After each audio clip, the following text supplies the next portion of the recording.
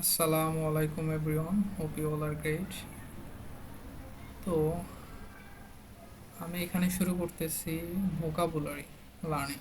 ঠিক আছে, এখানে দেখতেছেন ভোকাব প্লাস তাদের মিনিং আছে, এক্সাম্পল আছে। Also there is a picture and through this picture আপনারা বুঝতে পারবেন বিষয়টা আসলে কি।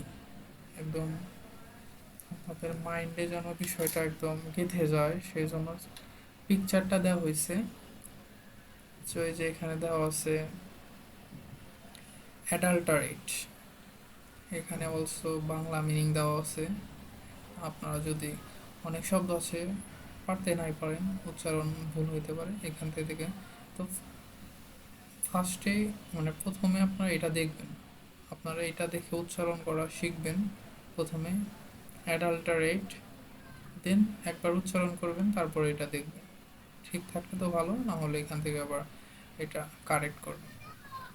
দেন এখানে মিনিং আছে, এটার মিনিং কি, অ্যাডাল্টারেট মিনিংটা কি। ঠিক আছে, এটা প্রথমে ইংরেজি মিনিং বলছে রেন্ডার বা something proper in quality by adding another substance, মানে কোনো কিছু সামথিং পোরার, এখানে something poorer in quality by adding another substance, মানে ভেজাল মেশানো কিছুর ভিতরে, কোনো কিছুর ভিতরে একটা সিম্পল কিছু মিশায় ওইটাকে মানে ভেজাল করাকে এরা এরকম বোঝাচ্ছে, ভেজাল মেশানো। এক্সাম্পল দিচ্ছে ডন অ্যাডাল্টারেট মিল্ক উইথ ওয়াটার, এখানে বাংলা দেওয়া আছে। So I think this is a good way to improve your vocabulary and also you can remember, এটা মনে রাখতে পারবেন, এটা অনেকদিন মনে থাকবে আই থিঙ্ক যদি এইভাবে পড়েন। তো অবশ্যই আপনাকে রিভিশন দিতে হবে। তো ফার্স্ট টাইম আপনি পড়বেন, দেন সেকেন্ড টাইম পড়বেন, and also after week then you can read third time. After that you remember properly. So you know how to study, and you can also create your own schedule and own rules and regulation you can maintain.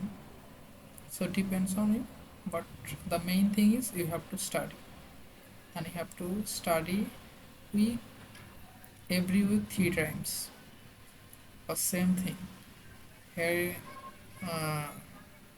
I think pista 20, I think around, not around, it's correct 20, no, not 20, it's 30 vocabulary, and আপনারা একটা কি বলে routine তৈরি করবেন যে একদিন আমরা এই 30টা পড়ব। মুখস্থ করা না তো, এটা তো আপনি এইভাবে একদম বারবার পড়ে মুখস্থ না, আপনি এটা অ্যাডাল্ট রাইট যেভাবে আমি পড়লাম, তারপরে মিনিংটা পড়বেন, এক্সাম্পল পড়াবো, এটা প্রপারলি দেখবেন, দেন এইভাবে পড়তে থাকবেন। দেন আবার সেকেন্ড ডে এরকম পড়তে থাকবেন, দেন লাস্ট ডে উইক আপনি পড়বেন। এইভাবে পড়তে হলে মনে থাকবে, মুখস্থ এখন মানে ওইভাবে হবে না। আপনি এইভাবে করলেন, বা নেক্সট ডে যেটা লাস্ট ডেটে আপনি পড়বেন, দেন আপনি খাতায় লিখতে পারেন।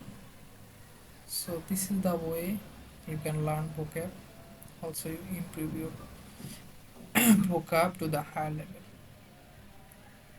So that's all.